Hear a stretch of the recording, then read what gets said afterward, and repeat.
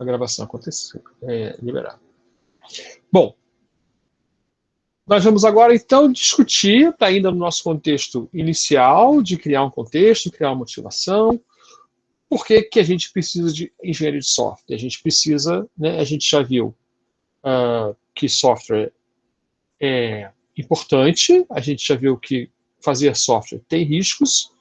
Esses riscos podem ser riscos do projeto, de não acabar o projeto, ou do projeto não ter um sucesso pleno, e também tem os riscos ligados à execução do software, né? E a gente vai tratar um pouco de como melhorar, diminuir esses riscos, melhorar o software na área de qualidade em todo o curso de engenharia de software. Mas agora a gente vai falar da dificuldade de fazer software. Então, que todos nós entendamos, né, e que vocês possam também participar à vontade, né? Vou colocar agora o chat aqui em visualização, né? E nós, então, temos aqui a nossa aula, né? E a gente vai começar vendo como essa ideia surgiu, né? Então, fazer software é difícil, né? Bom, isso foi reconhecido em 1968. Né? Então, em 1968, por causa da dificuldade de completar projetos de software, quando as coisas eram bem mais simples do que se podia fazer do que é hoje, né? Mas ainda assim os projetos eram bastante complicados, né? Teve uma conferência da OTAN, né? A NATO, né? Sobre engenharia de software. Inventou esse termo engenharia de software para a conferência, isso em 1968. Isso foi evoluindo, né, esse reconhecimento, que em 1972 se falou da crise de software, né, em 75 o Brooks, que é um autor que escreveu um livro extremamente importante na área, né, que é válido até hoje, e é muito bom de ler, é um livro muito bem escrito, né, falou, por exemplo, que não existe uma bala de prata, que teve que ter repetido mais tarde na década de 90, né? Em 94, um artigo que é clássico na engenharia de software, que fala que não tem uma crise, não é um problema localizado naquele instante, é uma doença crônica, a crise crônica do software, né? E a partir daí a gente vem acompanhando essa situação por meio, acho que a publicação mais importante que acompanha isso frequentemente é o relatório Chaos, que eu já falei um pouco sobre ele aqui. E a gente vai hoje olhar outros números dele. Então, em 1968, esse senhor aí, que é o Alan Perlis, né, ele vai falar por que essa conferência de engenharia de software estava acontecendo, por que todos concordaram em participar. E ele fala o seguinte, né, eu acredito que é porque nós reconhecemos que apareceu um problema prático de dificuldade e importância considerável. O projeto, no sentido da elaboração do que deve ser, né, a produção e a manutenção com sucesso de sistemas de software úteis. Isso é toda a preocupação da engenharia de software. Poderia ser uma definição de engenharia de software, né? Como fazer o projeto de produção e manutenção com sucesso de sistemas de software úteis. Né? O Alan Perlis, ele foi quem ganhou o primeiro Turing Prize, que é o Nobel da área, né? E ele, então, tem essa frase aí que é quase uma definição da engenharia de software, né? E ele fala uma coisa interessante também nesse simpósio, nesse congresso, né? Nossos problemas aparecem das demandas, apetites e do otimismo exuberante, né? Ou seja, o que nós precisamos e o nosso otimismo para fazer aquilo. Até hoje, o desenvolvedor de software é um otimista, né? Ele fala, eu faço isso em uma semana, em um mês, em um ano, e erra, porque software é mais difícil do que parece, né? Eles são aumentados, esses problemas, né, por pessoal treinado de forma desequilibrada com o que nós trabalhamos. Isso é verdade até hoje, né? Apesar de não existirem, na época, as nossas profissões atuais, né, o treinamento é desequilibrado principalmente em função das necessidades e demandas imediatas do mercado, né? E a gente tem hoje em dia, por exemplo, né, cursos de tecnólogo, tem uma abordagem diferente do curso que vocês fazem, né, onde é mais voltado para o mercado, né, e cursos que procuram mais gerar uma base, um treinamento mais forte no início, para vocês poderem se adaptar mais tarde ao mercado, né.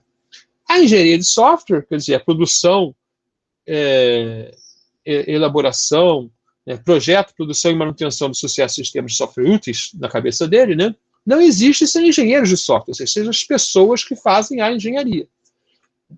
E a estabilidade de nossos objetivos, produtos e desempenho, olha a importância, né, só pode ser acompanhada por um suprimento suficiente de trabalhadores que são propriamente treinados, motivados e intercambiáveis. Aí tem uma observação interessante que diz, olha só, para fazer software direito, eu preciso de pessoas treinadas e motivadas para isso e intercambiáveis, quer dizer, aquela questão da produção industrial, né, que a gente está preocupado, né? Então, o software deixando de ser um artesanato feito por gênios, vamos dizer assim, né, feito por grandes artistas, e temos pessoas que nós podemos trocar por outras. Isso é toda a indústria, em todas as áreas, busca isso, né, até em detrimento do profissional, né, que deixa de ser um artesão considerado pela sua qualidade como artesão, e passa a ser uma espécie de peça intercambiável dentro daquele esquema, né, daquela estrutura de produção. Isso é muito bom para quem está produzindo, né, talvez não tão bom para o ser humano que possui o conhecimento. O Dijkstra, né, que foi prêmio Turing também em 72, que inventou o algoritmo de Dijkstra, né, também foi responsável por um livro, por um texto, na verdade, né, Go-To is Considered Harmful, né, que traz o conceito de programação estruturada. E em 72 ele ganha também o prêmio Turing, né, lá no comecinho, né, o primeiro é de 66, ele ganha de 72, e ele, quando vai ganhar o prêmio Turing, ele conta uma história, né, e essa história ele conta na visão de um programador do futuro, e é muito interessante esse pedaço da fala dele, né. Então ele fala o seguinte, ó, no passado, né, a gente encontrava facilmente a expectativa que, uma vez que máquinas mais poderosas estivessem disponíveis, programar não seria mais um problema. Então a ideia que se tinha no início é que programar era difícil porque as máquinas eram limitadas. E criando máquinas melhores, né, você teria mais facilidade de programar e resolveria o problema da implementação dos sistemas. Aí ele diz o seguinte, ó, como se fosse um programador no futuro revendo o passado, né? Nas próximas décadas, uma coisa completamente diferente aconteceu. Máquinas mais poderosas ficaram disponíveis, não só em uma ordem de magnitude mais poderosas, mas muitas ordens de magnitude mais poderosas. Então, o celular que você traz na sua mão, né, o seu relógio, ele é muito mais poderoso hoje em dia do que era um supercomputador de 1972. E aí ele continua. Mas em vez de nos encontrarmos em um estado de eterna bênção, com todos os problemas de programação resolvidos, está escrito programa deve ser problemas, nos encontramos até o pescoço na crise do software. Ele cria esse termo, né? Como isso aconteceu? A causa principal é que as máquinas ficaram muitas ordens de magnitude mais poderosas. Eu tenho certeza que, nesse momento, o Dijkstra, por ser inteligente, tinha uma visão, ele não podia imaginar o mundo de computação, a quantidade de computadores, o poder computacional que nós temos hoje, né, nessas grandes empresas, né, que têm tanto poder que alugam, né, como a Google, a Amazon, né. Ele fala o seguinte, continua, né, para colocar de forma franca, enquanto não havia máquinas, não havia problema nenhum. Legal, né? Quando os computadores eram umas poucas máquinas fracas, programar ficou um problema leve. E agora nós temos computadores gigantescos e programar virou um problema gigantesco. O programador humilde, a leitura, né, a palestra de Turing Prize de 1972 do Dijkstra. Então eu quero notar para vocês que isso é um aviso para nós que a engenharia de software ela não é uma solução tecnológica. Porque cada vez que você trouxer uma tecnologia que facilita, né, que dá mais poder, você vai querer resolver problemas mais complicados. Então, a engenharia do software ela está ali para fazer a gestão, a organização de como nós resolvemos problemas complicados com software. Alguns de vocês, por exemplo, têm uma certa expectativa, talvez, que a gente vai ficar ensinando no curso de engenharia de software técnicas de programação. As técnicas de programação elas fazem parte da engenharia de software. Elas não são a parte principal. Né? E a gente vai ver daqui a pouco, né, quais são as questões que a engenharia de software deve se preocupar, porque são as questões que garantem o sucesso de um projeto. O prêmiozinho dele lá. Né? Tradução, então. Quanto mais potentes os computadores, e aí a gente pode falar do computador virtual, né, que você tem lá camadas e mais camadas de software sobre o hardware, mais complicados serão os problemas que tentaremos resolver com eles. E agora que a gente tem internet, né, browsers, tudo isso cria uma computação em nuvem, né, uma computação nas bordas, tudo isso cria problemas muito mais difíceis de resolver, porque eles podem ser resolvidos. Né? Eu tive alunos que tratavam, né, tive em banca de pessoas que tratavam como você resolve problemas quando você tem dezenas ou centenas ou milhares de sensores que são jogados de avião numa região para detectar o clima ou problemas ambientais, por exemplo. Né? E aí você tem uma quantidade enorme de sensores computacionais que fazem redes ad hoc, que se comunicam com a internet, que se comunicam com o seu sistema, que tem que reconstruir onde eles estão. Então, problemas que são realmente difíceis, né? E não são só difíceis de resolver a programação, mas são muito difíceis de resolver o projeto, né? Fazer o projeto acontecer, porque envolvem muitas partes. Né? Esse aí é um exemplo da complexidade crescente. Vocês devem conhecer a lei de Moore, né? Lembrando que a contagem de transistores é uma representação do poder computacional, né? Quanto mais transistores, mais operações você pode fazer. E nós temos aí um mapa até 2011, né? Mostrando que cresce exponencialmente o poder dos chips ao longo do tempo, para valores bastante grandes. Né? E nós nem temos aqui ainda, aqui já temos o quad-core, né? Mas talvez temos o Xeon, né? Já temos o Core i7, ó, que inclusive quebrou para cima a lei de Moore, de Moore, né? Ele foi além do que esperado. Né? Então, há um aumento da complexidade. Né? Aqui nós temos um aumento da quantidade de milhões de instruções de código. Né?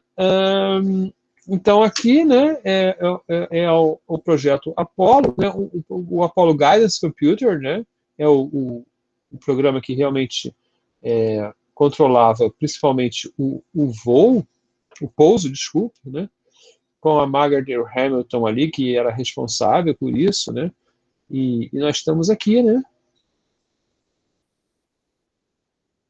em poucos milhões de linhas de código, né, vai avançando no tempo, né, nós temos aqui uma nave que nem a Lua vai, né, muito mais milhões de linhas de código. Né.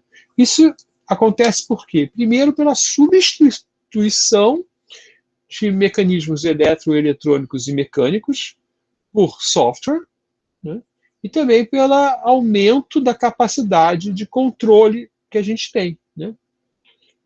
Então, isso aí, essas necessidades vão fazendo aumentar a quantidade de software, né, criando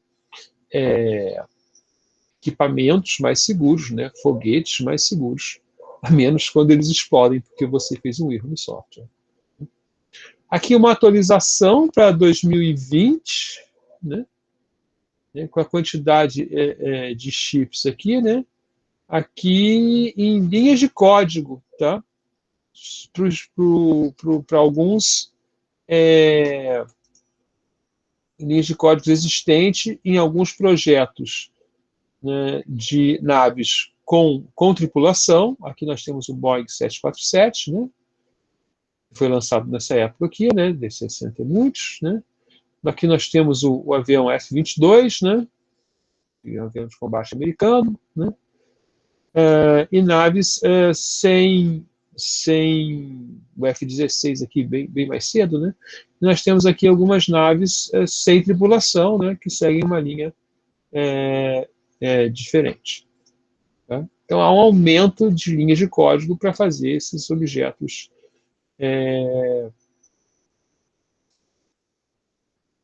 voarem, né, ou ir para o espaço. Né? Aqui alguns projetos interessantes. Ó. Então, novamente, a nossa referência é quanto você usou para levar o homem à Lua, né? Aí o Space Shuttle, né? A linha de código aqui, né? O Mars, o Curiosity Rover, né? Em linhas de código. O número que está aqui embaixo, né? Então não dá nem mais para ver, né? Muito baixinho. Aqui nós temos já 2,5 milhões de linhas de código. O seu celular Android 2.2, lá do passado, ele tinha 12 milhões de linhas de código, né?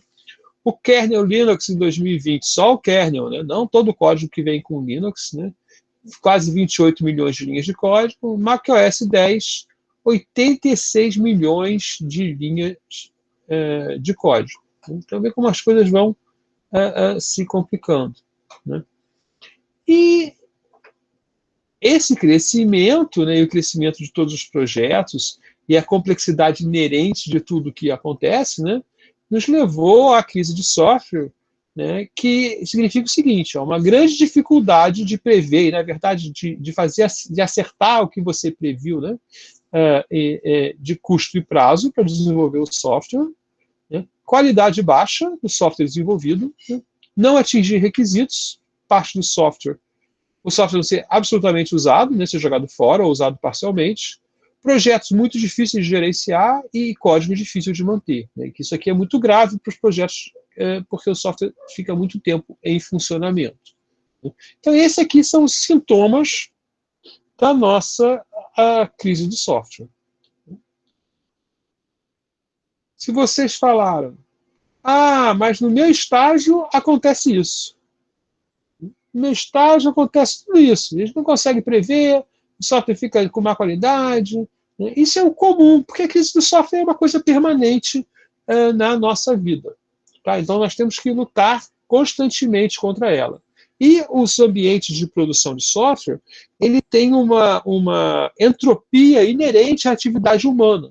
Ou seja, se você consegue fazer as coisas funcionarem bem, né? E aí, depois que você consegue fazer as coisas funcionarem bem, você fica feliz. Né? O problema é que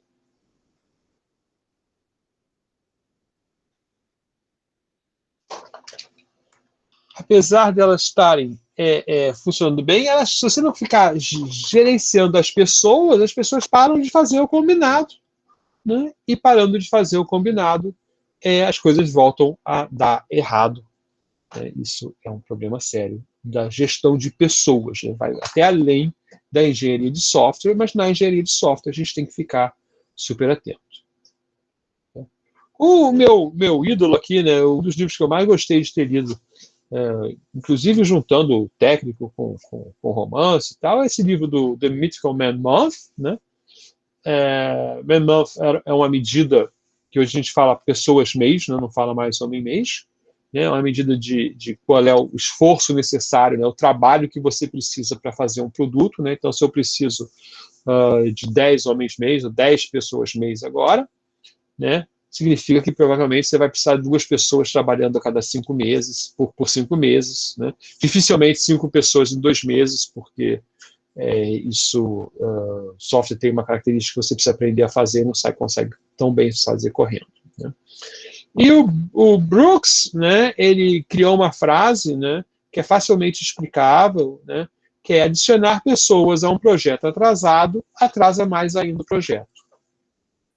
Então, o que ele explica é o seguinte, olha só, você está com o projeto atrasado, então você vai colocar mais pessoas. Aí você calcula, eu estou atrasado aí 2 meses, eu preciso colocar mais 2 pessoas.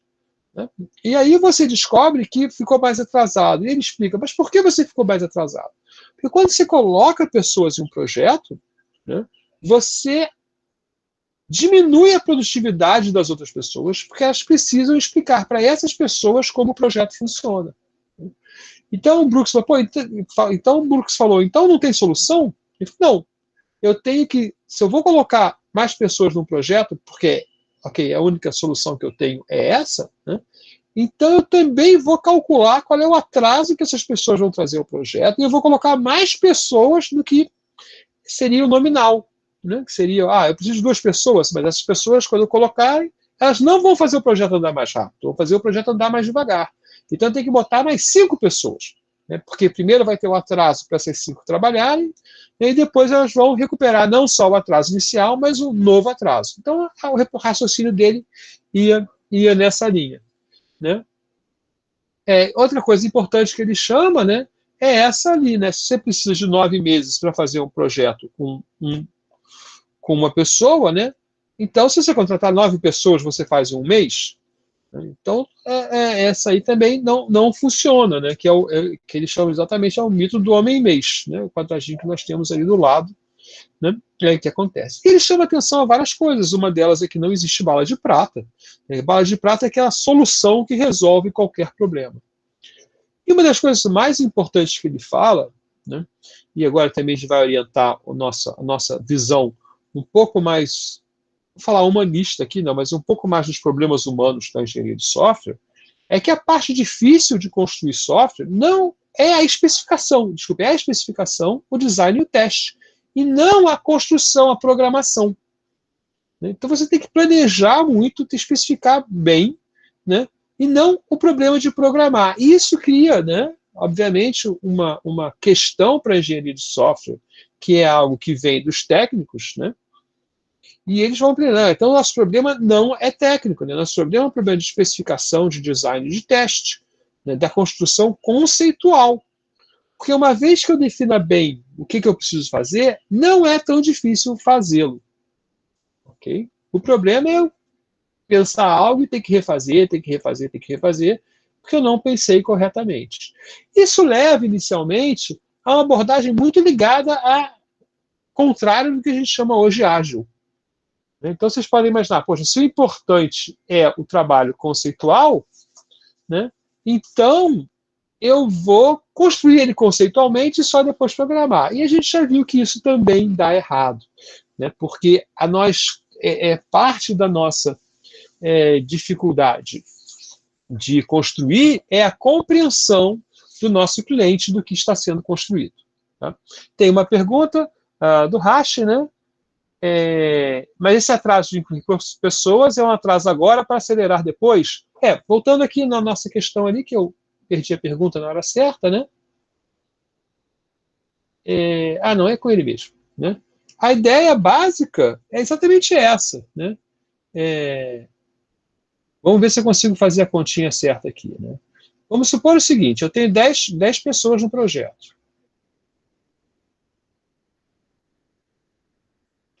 E eu planejei o projeto para 100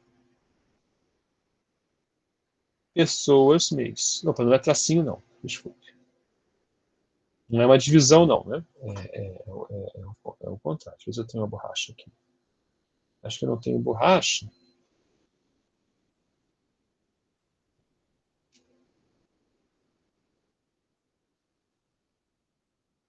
Cem pessoas mês.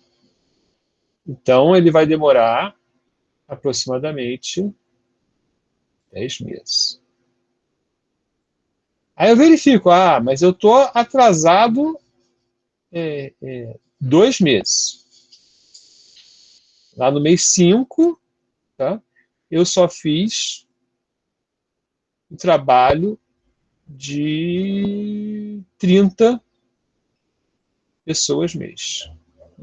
Então eu posso fazer, por exemplo, uma conta, falar, se quando eu tinha que fazer 50, eu só fiz 30, né, significa que eu pensei errado, não eram 100 pessoas mês, a minha produtividade não é tão grande, né?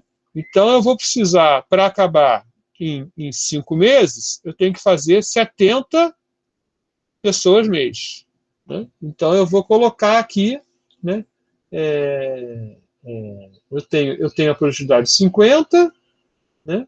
Preciso fazer 70, então eu preciso colocar mais 20 pessoas mês. Por 5 meses, eu tenho que contratar 4 pessoas. Ok? Em 5 meses. Por quê? Porque é a minha conta, né? Ainda está errado, porque a produtividade é mais baixa, tal, mas vamos deixar por aqui assim, né? Aí, quando eu contratar essas 4 pessoas, eu vou ficar com 14 pessoas mês, né? Então, ok, eu estou produzindo, supostamente, eu vou produzir, se em 5 meses eu produzir 30 com, com 10, né? E em 5 meses eu posso produzir, acho que não, né? Acho que não dá para produzir 70 com 30. Não, eu errei aqui. Eu tenho que produzir 70, né, em 5 meses, então eu preciso de vamos deixar 4, não é 4 não, porque minha produção é menor, né? Minha produção por mês é menor. Ok, aí eu coloquei 4 pessoas, vamos dizer que eu tenho que colocar bem mais que 4, vou colocar 8 pessoas, tá? Bom, essas 8 pessoas vão somar as 10, e aí, pelo menos, essas pessoas vão ter que ajudar essas 8 a entrar no projeto. Então, eu vou perder mais tempo. Então, em vez de 8, eu tenho que compensar o meu próximo atraso nos outros 2 meses, né? Então, basicamente, isso aqui. Eu tenho que atingir isso aqui. Eu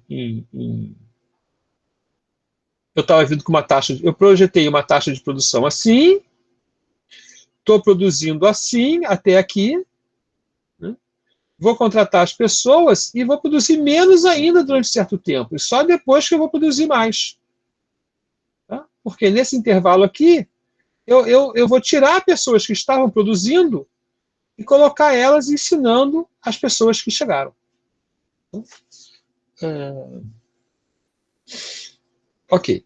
E a gente vai aprender a fazer essa conta mais certinho. Eu pulei o passo aqui da produtividade das pessoas, né? Então, eu devia ter posto aqui algo como ponto de função, né? E falar que elas produziram só metade dos pontos de funções que elas deviam produzir e trabalhar a partir disso, tá? Mas eu acho que a ideia passou e o Racho falou que entendeu. Ok. Então, lá na 60 a gente viu que tinha uma crise, em 70 tinha uma crise, né?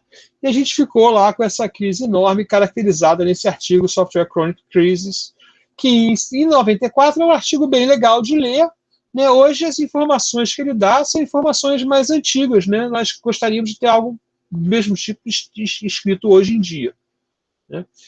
Então, no relatório aí de 2015 do Caos, que é um relatório caro e a gente vai conseguindo as informações que são publicadas por outros autores, né? Ele mostra esse dado mais atualizado, né? Onde a gente mostra que a taxa de sucesso para projetos tradicionais, né, ainda é bastante baixa, né? Mas realmente os métodos ágeis trouxeram alguma informação adicional. Mais preocupante que a taxa de sucesso baixa, né, é claramente a nossa taxa de fracasso, né, que é 29% nos projetos em cascata, né, em geral, mas para os projetos grandes, a taxa de fracasso é 42%. E fracasso é dinheiro totalmente jogado fora, né? Nada vai ser usado no software. Então, isso é bastante ruim, né? Agora, por que é difícil, né? Bom, é difícil por várias coisas. A gente está vendo aí uma lista delas, né? Então, a primeira é que software não é fabricado, né? Então, muito da nossa tecnologia de gestão de engenharia é uma tecnologia voltada para fabricação, né? É uma gestão para fabricar, tá? Ou pelo menos para repetir práticas. A maioria por exemplo, dos projetos de engenharia civil, ela é muito parecida, né? Ela também é orientada para coisas que têm um desgaste conhecido, né? E que a especificação não muda, né? Então, o que a gente tem é essa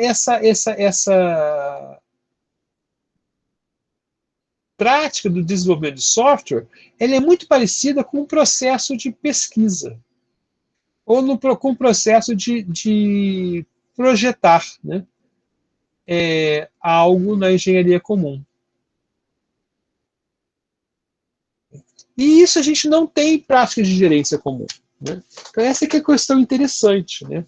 A indústria ela tem práticas bem estabelecidas porque fez esses processos durante talvez centenas de anos, né? Construiu uma casa, construiu um navio, então ela sabe como se constrói o navio. E a gente pode dizer que até hoje a gente não sabe como se constrói um software. A gente tem práticas que fazem muito melhor do que a gente fazia 50 anos atrás. Mas nós temos ainda uma indústria, se não é infantil, ela é pelo menos adolescente, né? Agora que a gente está se aprofundando e com uma indústria que aprende pouco também, né? Depois, nós trabalhamos com muitas partes. Então, você pode falar, poxa, fazer um avião é muito difícil, né? Então, olha só, quantas partes tem um avião, né? O Boeing 747. Eu queria saber aqui, talvez, quantas partes tem o Large Hadron Collider, que é uma das maiores máquinas do mundo, né? O LHC, lá na Suíça, né? Mas olha só quantas partes tem um software. E olha só também, por exemplo, o MySQL, ele só funciona se o sistema operacional funcionar. Então ele depende de todas as partes, né? Um automóvel moderno hoje pode ter 100 milhões de linhas de código, né? Um Boeing, porque vários sistemas independentes, né? Comprados de pessoas independentes. Eu conversei outro dia num congresso, na verdade a gente estava fazendo apresentações daquelas de pôster, né? E do meu lado tinha um pôster de uma brasileira que trabalhava na Alemanha numa fábrica de software para freio ABS. E aí eu fiquei sabendo que tem 6 camadas de software que evitam, né, uma a uma, assim, que haja um erro na frenagem, né, de segurança, né. Um Boeing 787 tem 14 milhões de linhas de código, né. O Facebook tem 61 milhões de linhas de código. E o Google tem estimados 2 bilhões de linhas de código. Isso aqui é muito engraçado, porque o pessoal que fala como... Isso aqui é um site do governo americano sobre seguro-saúde, né? Que as pessoas falam, mas como que esse cara pode ter 500 milhões de linhas de código em um site? Como isso é feito? Isso aqui foi tudo programado? Será que parte desse código foi gerado? Né? Então, essas são perguntas bastante interessantes. Olha a quantidade de pessoas envolvidas na Google para gerenciar 2 bilhões de linhas de código. E você sabe o que está acontecendo lá, nesses 2 bilhões de linhas de código? Nesses 61 milhões?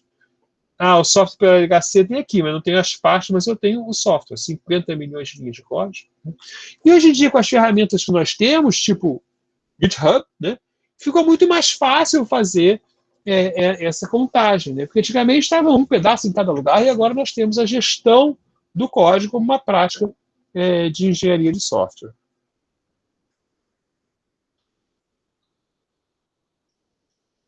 Então, as pessoas, vocês, como eu já falei, né, porque um projeto simples pode ter 80 mil linhas de código, né? Então, a gente eu trabalhei num projeto que teve 40 homem-mês, né, na verdade, foi um projeto de menos de um ano, né, que é a famosa barrinha que não pode estar ali, né?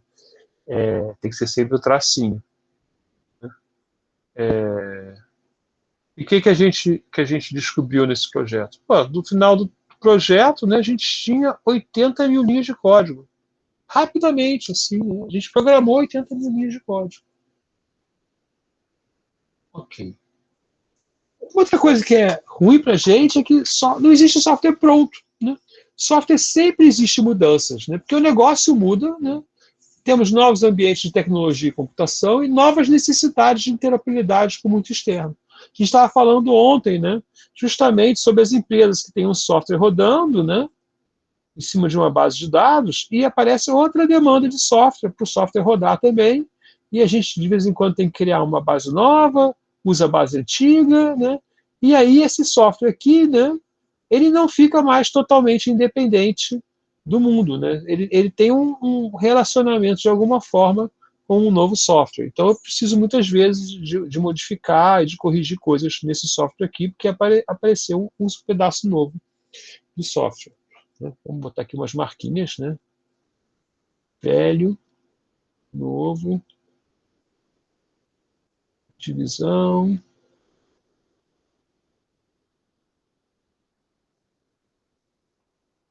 manutenção necessária por causa do novo. E olha que interessante, enquanto o hardware, né, ele tem geralmente um defeito inicial que a gente chama curva de mortalidade infantil. Muitos aparelhos eles são ligados na fábrica para ver se queima alguma coisa, né? E aí ele funciona normalmente, e aí com o gasto das peças ele começa a quebrar, né? Geralmente a garantia vai garantir que ele tenha um pouquinho mais de vida, né? O software tem um gráfico assim. Né? Por quê? Porque ele apresenta necessidades de mudança. Só que normalmente você tem um efeito colateral da mudança. Quer dizer, você mudar o software, você pode inserir novos bugs, né?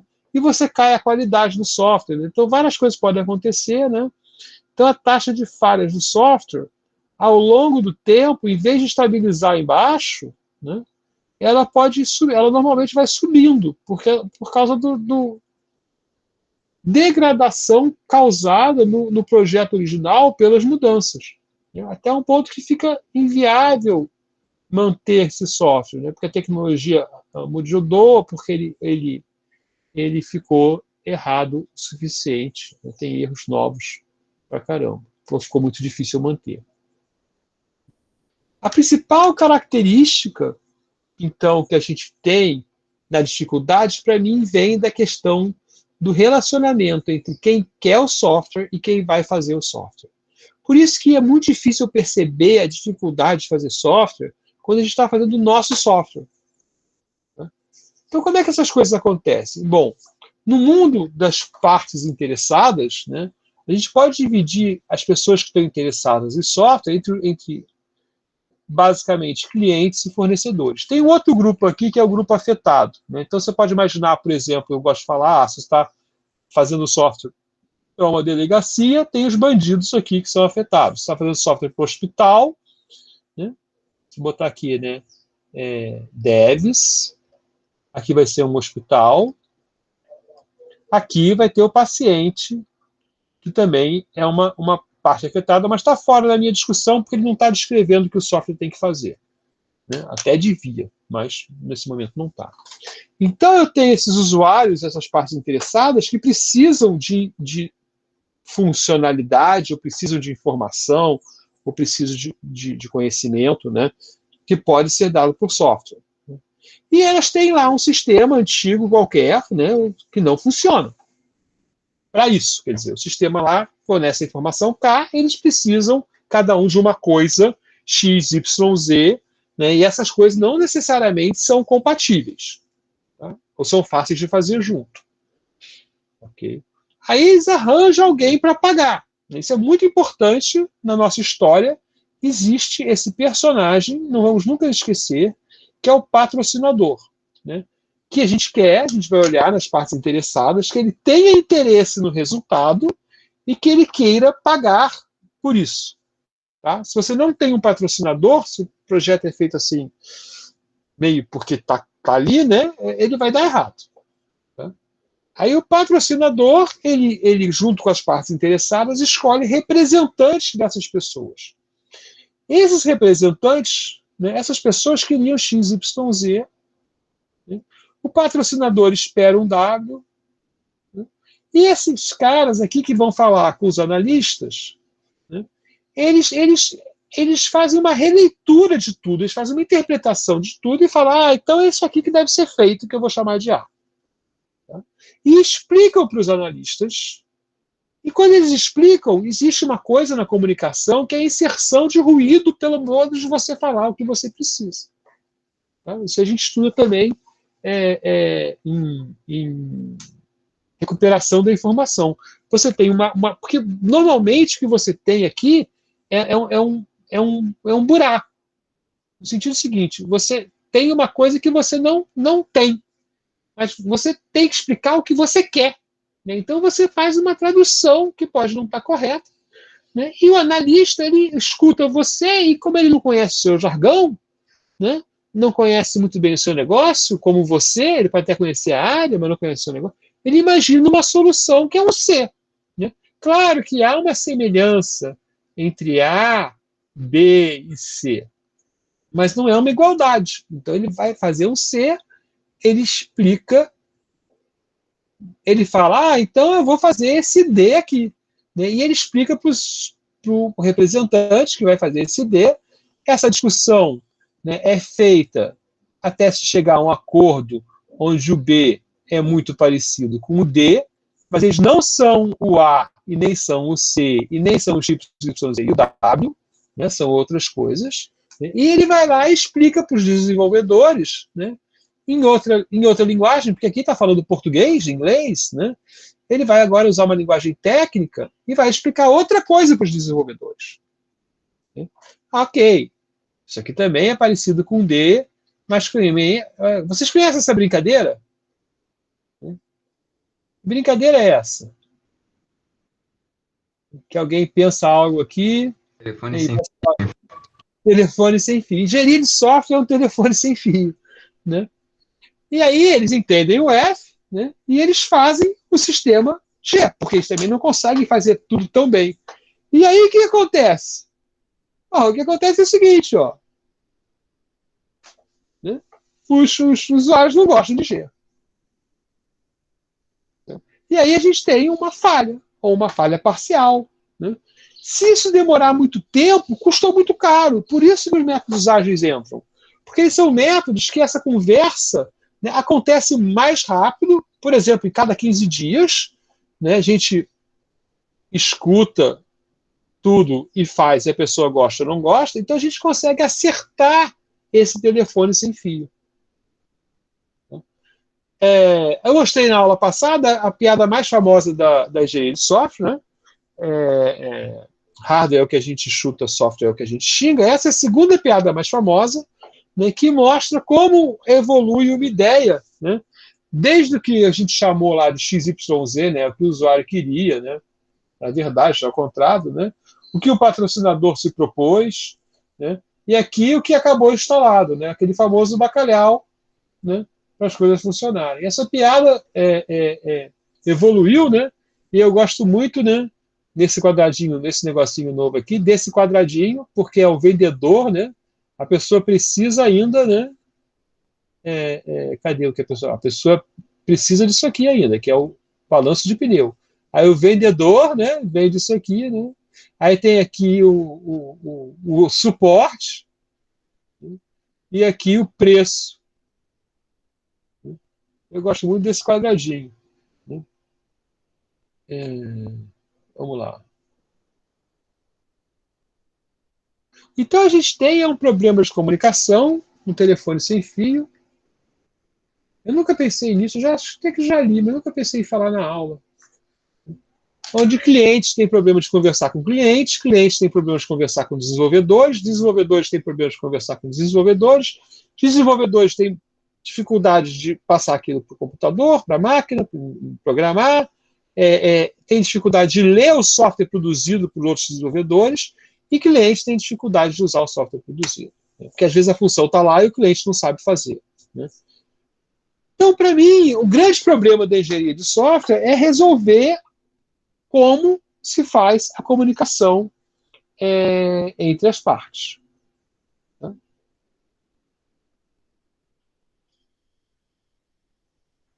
Então, a gente tem que resolver problemas que têm dificuldades ligadas ao computador ou ao software, ok, essas coisas geralmente vão saindo da engenharia de software, vão virando análise de algoritmo, linguagem de programação, né, vão aparecendo novas áreas de pesquisa, né? Dificuldades ligadas ao ambiente externo, como a necessidade de compreender a natureza do problema, né? Não, dificuldades que as máquinas e as técnicas que são impostas, né?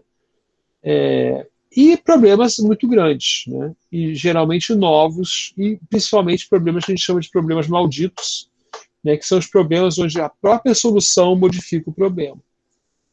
Então, se você tem um método de venda, coloca lá um software que suporta isso, você passa a ter outro método de venda que cria novos problemas. Então, revisando rapidamente, né, a gente quer dizer que fazer software é difícil, software tem muitas partes, esse é um do motivo, né?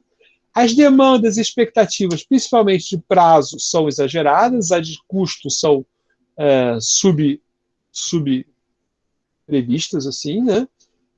Máquinas mais poderosas implicam em problemas mais difíceis e um grande problema é a comunicação, ok?